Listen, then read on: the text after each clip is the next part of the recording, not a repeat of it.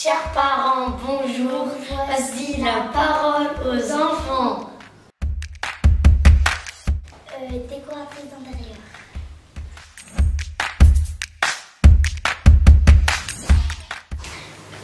Non, j'ai pas de temps, mais j'ai 3 frères.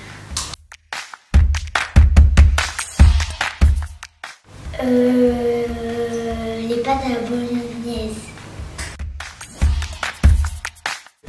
Plutôt maths. Le couscous.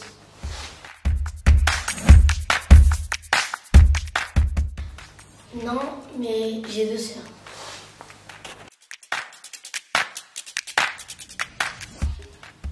Plutôt... français.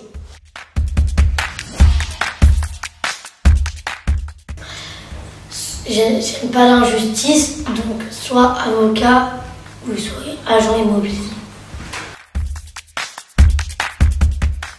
Jacob envoyait des émissaires à Esav de paix. Esav le renvoie en lui disant qu'il y a 400 hommes lourdement armés pour lui faire la guerre. Jacob se prépara à lui faire la guerre avec les cadeaux, la prière et la guerre. Jacob traversa le fleuve en pleine nuit avec sa famille. Jacob avait oublié quelques petites choses de l'autre côté. Il y retourne et il rencontre l'ange de Esav et l'ange de Esav décide de lui faire une guerre. Le lendemain matin,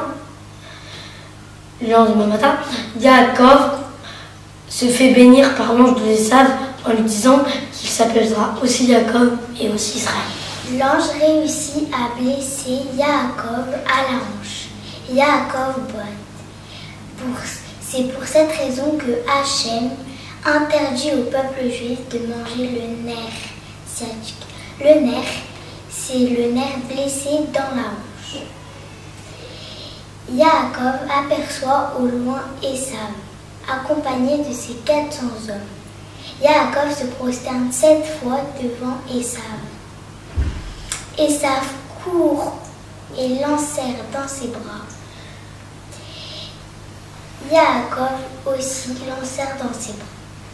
Esav essaye de mordre Jacob au cou, mais Hachem fait un miracle, que le cou de Jacob durcit. Esav demanda à Jacob à qui appartenaient tous ses troupeaux et ses cadeaux. Jacob lui répondit: c'est ta destinée.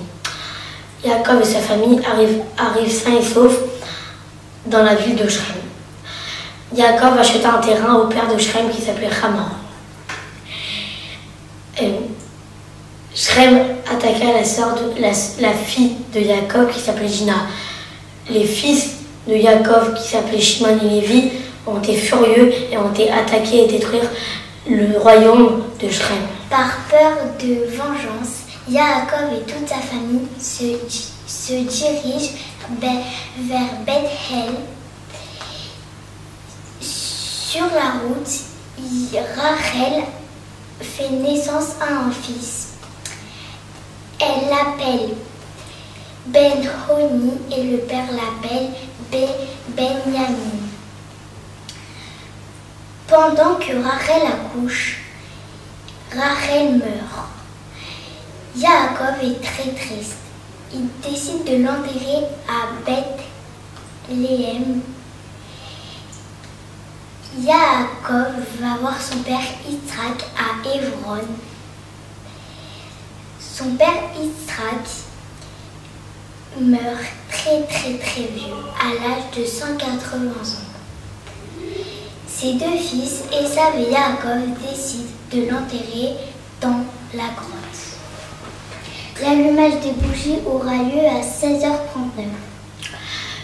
La sortie de Shabbat aura lieu à 17h40. Shabbat